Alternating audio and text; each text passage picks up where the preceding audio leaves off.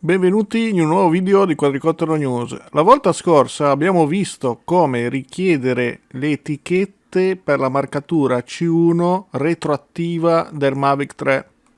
Una procedura che ho eseguito anche io il 12 dicembre e oggi 20 dicembre sono arrivate le etichette via posta normale gratuitamente come promesso da DJI. All'interno della piccola busta troveremo questa etichetta che ci dice che il nostro Mavic 3 diventa Mavic 3 V2.0.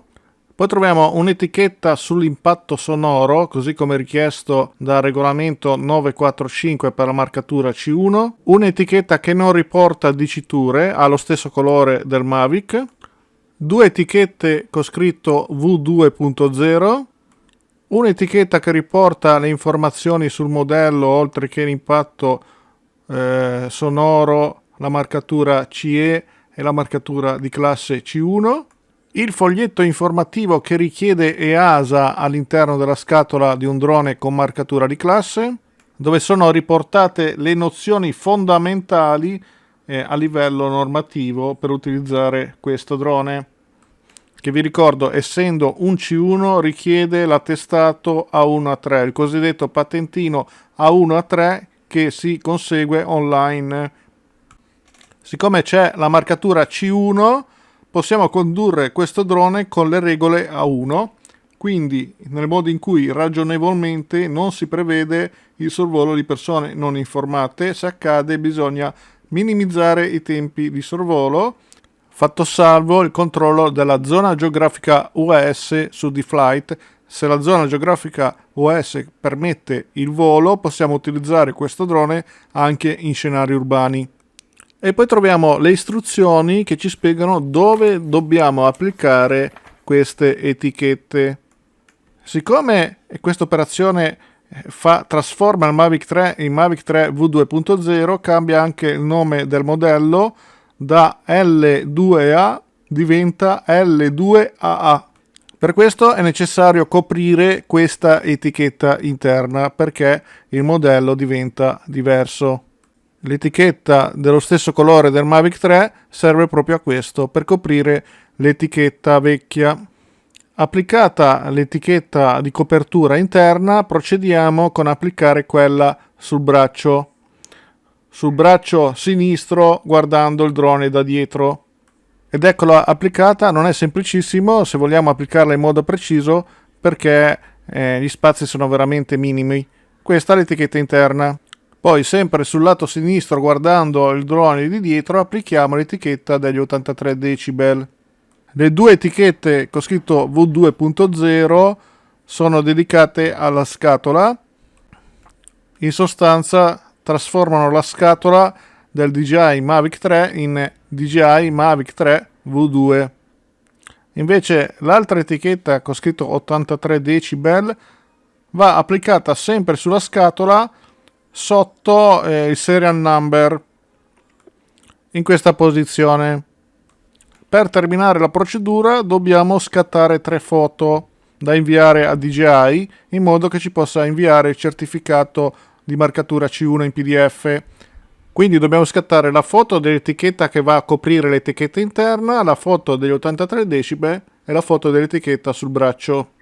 Queste 3 foto dobbiamo caricarle sul profilo che ci è stato aperto quando abbiamo fatto la richiesta della marcatura retroattiva C1 a questo indirizzo internet, che si può raggiungere tramite un browser, ma anche tramite il DJI RC oppure la DJI Fly su smartphone, che forse è la soluzione migliore, quella dello smartphone, perché così abbiamo già la foto memorizzata, le 3 foto memorizzate nello smartphone, e possiamo fare il caricamento.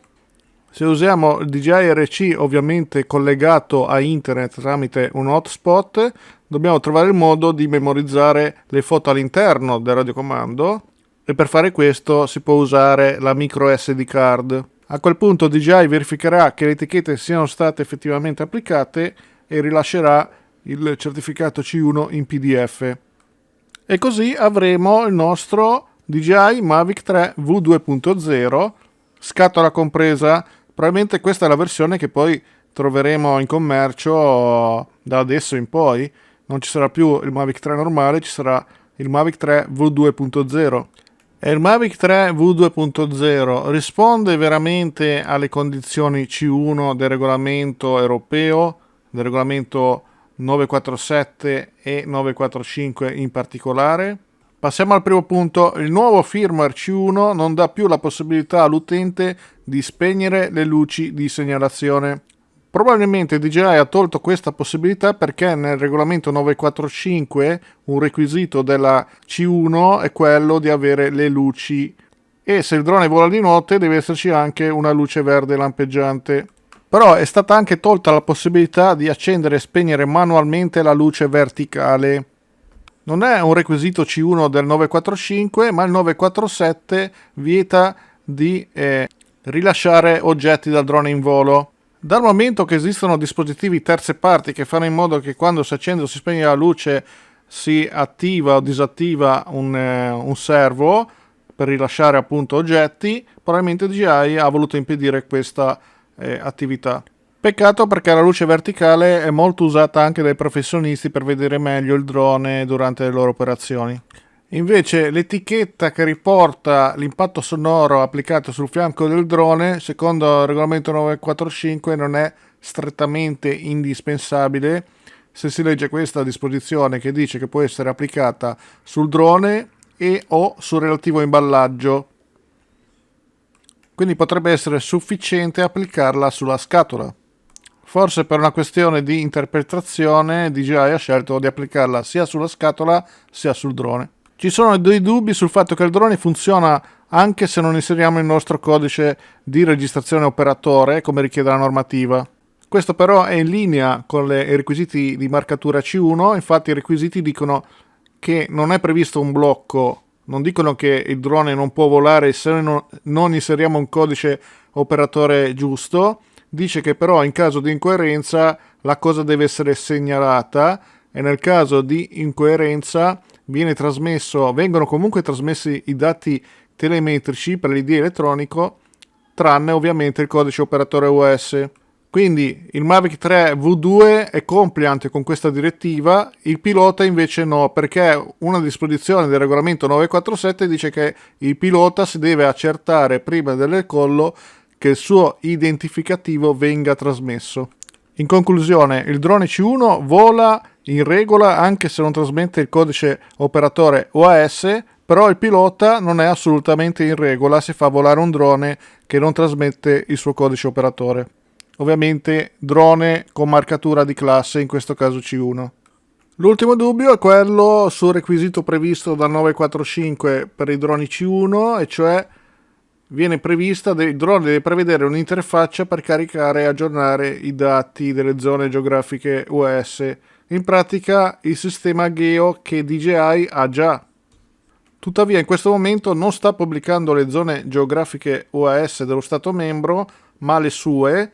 Ciò non toglie che potrebbe aggiornarle con quelle ufficiali. Il messaggio del Geo degradato che appare a molti che hanno girato il firmware sul Mavic 3 potrebbe essere un'anticipazione del fatto che DJI stia aggiornando il database delle zone geografiche OS. Tuttavia qua c'è scritto che si prevede, il drone deve prevedere un'interfaccia, e in effetti questa interfaccia c'è. D'altronde la certificazione C1 è stata emessa da un organismo notificato e quindi è presumibile che sia tutto in regola. Pertanto, da parte mia posso concludere che il Mavic 3 V2 è compliant, è rispondente alla marcatura di classe C1 e può essere utilizzato fin da subito con le regole C1 a patto che il suo pilota abbia conseguito l'attestato A1-3. A questo punto vi ringrazio per l'attenzione, fatemi sapere cosa ne pensate nei commenti e lasciate un like se questo video vi è stato utile. Se non l'avete ancora fatto, iscrivetevi al canale e in ogni caso vi auguro una buona continuazione. Ciao a tutti e al prossimo video con Quadricottero News.